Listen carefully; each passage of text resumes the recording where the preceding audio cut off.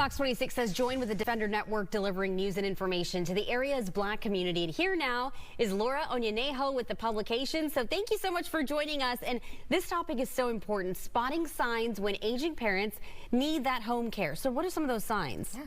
So Lula Goodall is the CEO of Zuri Care, which is a home health agency here in Houston. And so she's helping adults who are in the sandwich generation, those who are caring for children, their own children, while caring for their elderly parents. Oh, okay. Yes, and so I know there's a lot of people of color in those situations, and her goal is to help them spot the signs. Okay. And some of those signs, when you're looking at your elderly parents, are, you know, their behavioral changes, their hygiene care, and whether or not they're mentally declined.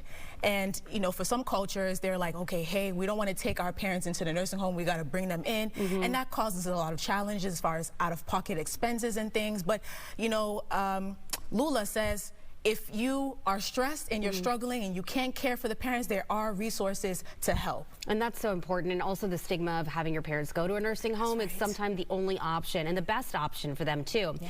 All right, so if you do want to go to college, there are some tips. Yes, that's right. So college, if you can remember, is an exciting... If you can remember, hold up, it hasn't been that, okay, it has been a minute. Yes, it's been a minute for me too. But I can remember how exciting of a time it was to want to go to college, but I remember how challenging it was because I was like, okay, how do we navigate the application process? And luckily for me, there were resources to help with the application process, but there are some who don't have that access. And so for college students, in the article, we have some steps that they can take. And one of the steps is to make sure that if you're not getting that access in school, to look at after-school programs that help Black and brown students with the process, like Emerge, for example, which is also a program, an after-school program here in Houston that helps young people in these instances. So, yeah, there's just a lot of components to applying for colleges these days, and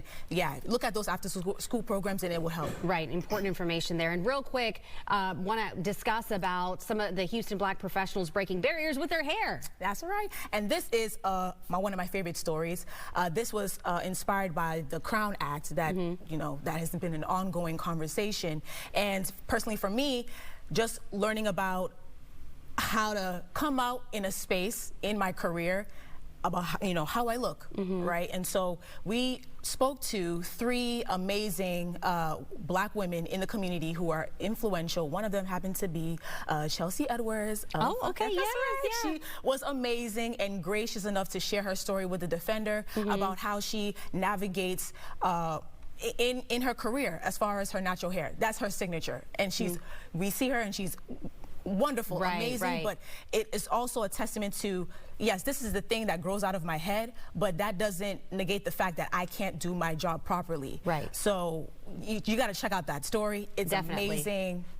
Yeah, go out there and check it out. We got all links to each one of these stories actually on our website, fox26houston.com. Laura, thank you. Thank you.